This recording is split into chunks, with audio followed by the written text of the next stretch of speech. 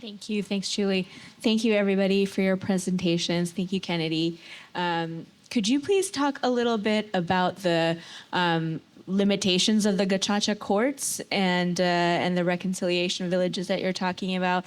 I ask because the Rwandan government and Kagame have benefited a great deal from apoliticizing this when they speak about it publicly, and there's been a lot of propaganda that has helped Kagame stay in power and present to the outside world as a peace-loving figure while having deep oppression within the country. So could you please speak to the limitations of the gacaca courts as well? Thank you. Thanks, Vijaya. Other questions? Yep, over here. Thank you for the presentation. I am Clarissa Mendoza and I came from Katarungan. It's a national movement of farmers. So I am not a tech person. So I want to be more educated specifically on the presentation of our colleagues from Kenya. I would just like to be more educated on how do we ensure the integrity of the data that we collected, specifically on the context of how do we verify the authenticity of the accounts that are answering the polls and bringing comments to your different platforms. And if this specific effort will go on a much larger scale, how do we eliminate the risk of political manipulation of results? Thank you. Thank you. Thanks very much. Any more questions? Yep, Emily? Yeah, I have a question for Kate, I believe it was. Yeah. I was curious about the contested nature of digital evidence of war crimes, the fact that users might, film something but not something else on social media and then post it on social media in very polarized settings. So how do you deal with that, and how do you contextualize these pieces? I'd like to address my question to Christian. I thank Christian for acknowledging the important role of the civil society in the peace talk between the Philippine government and the MILF. My question is, what should be the new role civil society should play in the transition phase? Because most of the civil society accompanying the peace process before have been absorbed in the new government. And I think those some who are bringing critical issues are not really welcomed, as what Pancho, as what Ed this morning have been telling us. Thank you. Yeah, so in terms of verifying the authenticity of people who contribute through the different platforms, that's actually a very good question, and it's something that we are still deliberating on and testing at the moment. There is a risk to manipulation at the end of the day because there are people who have different agenda and they want to push them through the platforms that we are giving the youth to share with us. But one of the key things we identified is that through use of like a WhatsApp bot, we are able to actually identify the uniqueness of contributions. So someone can't submit more than 10 responses. If you submit another one, it just replaces the previous one.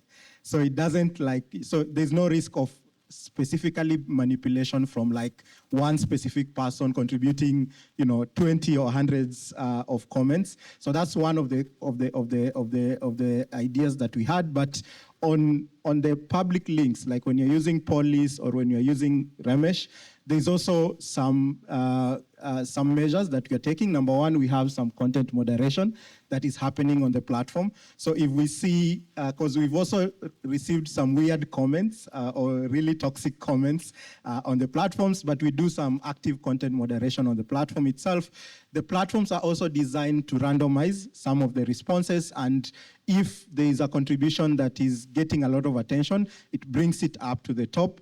So we are able to then vet and see, is this contribution probably being influenced by a coordinated network, and we are able to take action as quick as possible. So there are a couple of ways. You can't really verify the authenticity of all the contributors, but we try to look at some of the red flags that can tell us there could be potential coordination in manipulating the conversations that we are having.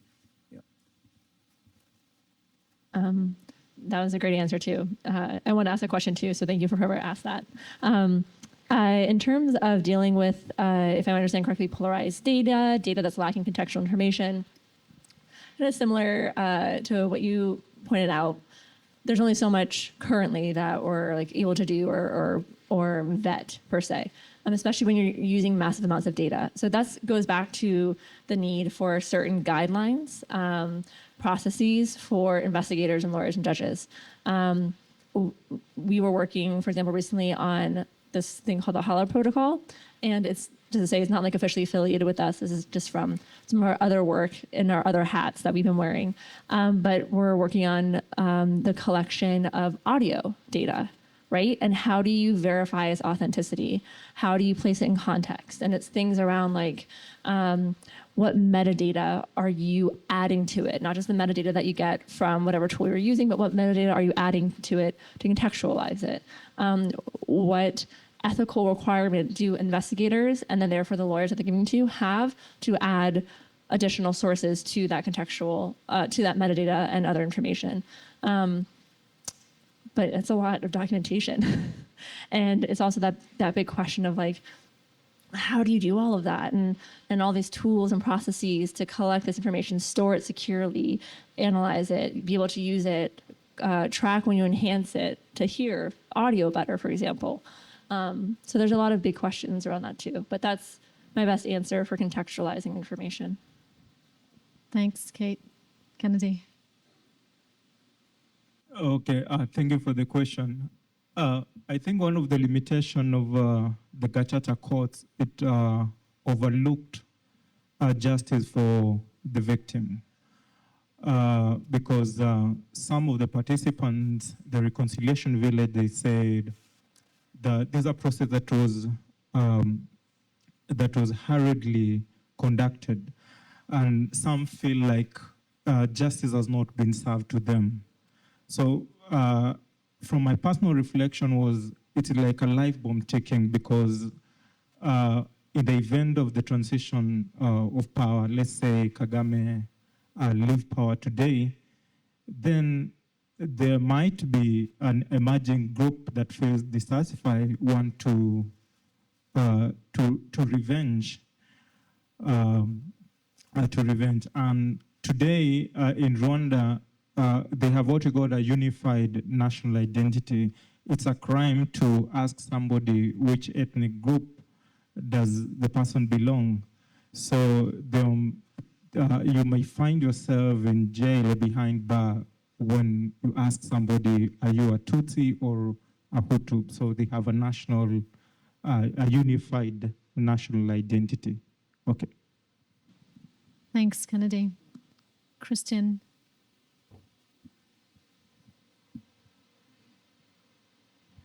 I think this is a common challenge all over the world.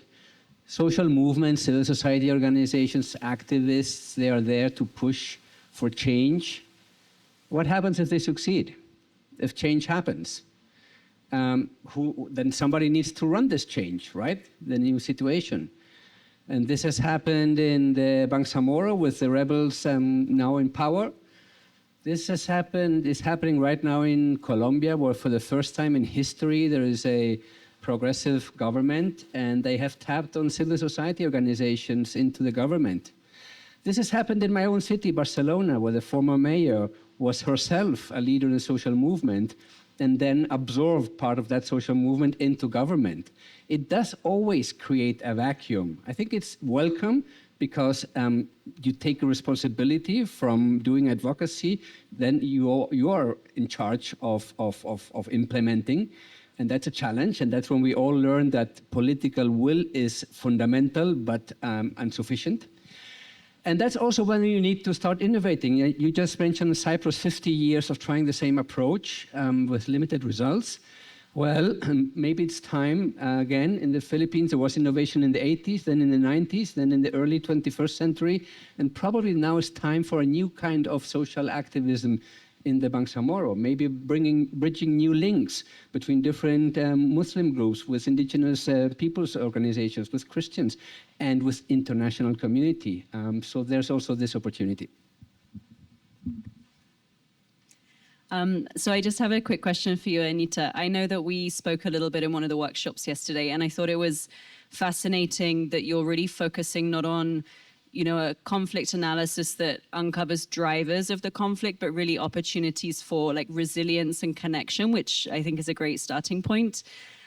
So my question building on that is, to what extent have you seen this initiative really, aside from the people who are kind of physically present and engaged, has that fostered and kind of scaled up any sense of cohesion? How has it spilled past those people, whether, I don't know, in their kind of informal relationships and communities, or in the initiatives that they are themselves creating? Thanks for the question.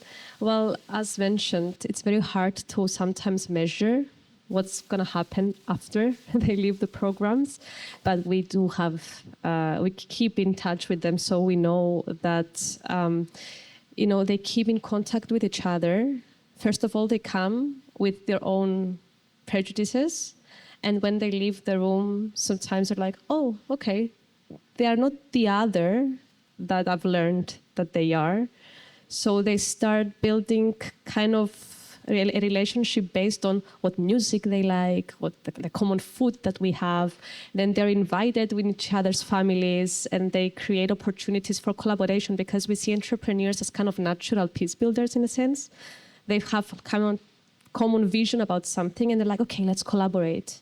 Let's find that opportunity. So we kind of do the first introduction and connection, and in many times we've seen that they are taking this beyond, and they're still meeting also unofficially and informally in their own time, but also through work. So we've seen startups happening between the two communities, as well as exchanges of knowledge, and also services between the two communities. So although I don't know the answer on how we can exactly measure that, we see that there is potential with this method, because it breaks some of the barriers and fears around peace building that we have in Cyprus, and it connects people more on a personal as well as economical level.